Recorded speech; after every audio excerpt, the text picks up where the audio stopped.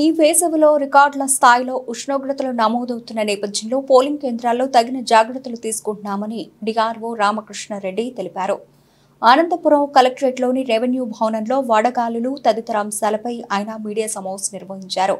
ఈ సందర్భంగా డిఆర్ఓ మాట్లాడుతూ ఎన్నికలకు సంబంధించి ఈ నెల 13వ తేదీన ఎన్నికల పోలింగ్ ఉండడంతో జిల్లాలోని ప్రతి పోలింగ్ కేంద్రంలో కూడా బ్యారికేడింగ్తో పాటు షేడ్స్, షామియానా ఏర్పాటు చేయడం జరిగిందన్నారు. పోలింగ్ కేంద్రాల వద్ద అన్ని రకాల ఏర్పాట్లు చేయాలని రిటర్నింగ్ అధికారులను జిల్లా కలెక్టర్, జిల్లా ఎన్నికల అధికారి డాక్టర్ వినోద్ కుమార్ వి ఆదేశించారన్నారు. జిల్లాలోని 2236 పోలింగ్ కేంద్రాల్లో అన్ని ఏర్పాట్లు పూర్తి చేశామని, అన్ని రకాల కనీస సౌకర్యాలు కల్పించడం జరిగిందన్నారు. ఎండ వేడిమి తీవ్రత నేపథ్యంలో పోలింగ్ కేంద్రాల్లో జాగ్రత్త చర్యలు తీసుకున్నామన్నారు.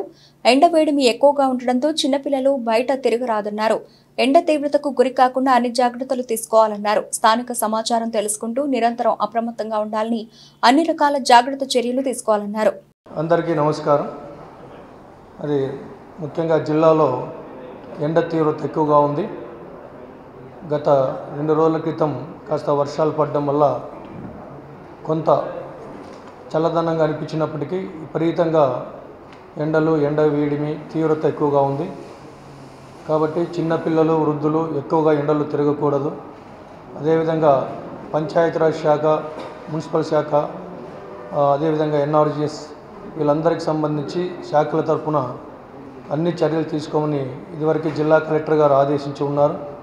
మరి ముఖ్యంగా మనకు 13వ తేదీన పోలింగ్ కూడా ఉంది. కాబట్టి పోలింగ్ పార్టీకి సంబంధించి, పోలింగ్ విధులు నిర్వహిస్తున్న ఉద్యోగులకు సంబంధించి, అదేవిధంగా ఓటు వేయడానికి వస్తున్న ఓటర్లకు సంబంధించి ప్రతి పోలింగ్ కేంద్రంలో కూడా బ్యారికేడింగ్తో పాటు షేడ్ లేని చోటంతా కూడా షామ్యాలు ఏర్పాటు చేయమని జిల్లా కలెక్టర్ గారు మొత్తం రిటర్నింగ్ అధికారులందరినీ ఆదేశించి ఉన్నారు.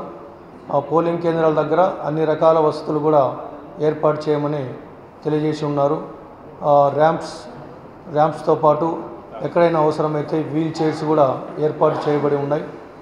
కాబట్టి రాబోయే రోజుల్లో, అంటే ముఖ్యంగా ఇప్పుడు ఎన్నికల వాతావరణంలో ఉన్నాం, వచ్చే 3 రోజులు కూడా మరి ఎండ వేడిని తట్టుకుంటూ ఎన్నికల విధులు నిర్వహించే ఎన్నికల అధికారులైతే, ఓటు వేయడానికి వస్తున్న ఓటర్లందరికీ కూడా అన్ని రకాల సౌకర్యాలు ఏర్పాటు చేయాలని జిల్లా కలెక్టర్ గారు రిటర్నింగ్ అధికారులందరినీ ఆదేశించడం జరిగింది. కాబట్టి ఈ రాబోయే రోజుల్లో ప్రజలు కావచ్చు, పిల్లలు కావచ్చు, వృద్ధులు, ఎవరైనా అధికారులు, పాత్రికేయులు, ప్రజలు అందరూ కూడా ఈ ఎండ తీవ్రతను తట్టుకోవడానికి అన్ని రకాల చర్యలు తీసుకొని వీలైనంత మేరకు ఇంట్లోనే ఉండాలని, అత్యవసరమైతే తప్ప ఈ ఎండల్లో ఎక్కువగా తిరగకూడదని, ఈ వడదెబ్బ తగలకుండా కాపాడుకోవాలని తెలియజేస్తున్నాం. జిల్లా కలెక్టర్ గారు వీటికి సంబంధించి అన్ని శాఖలకు కూడా ఆదేశాలు ఇవ్వడం జరిగినదని తెలియజేస్తున్నాం. Thank you.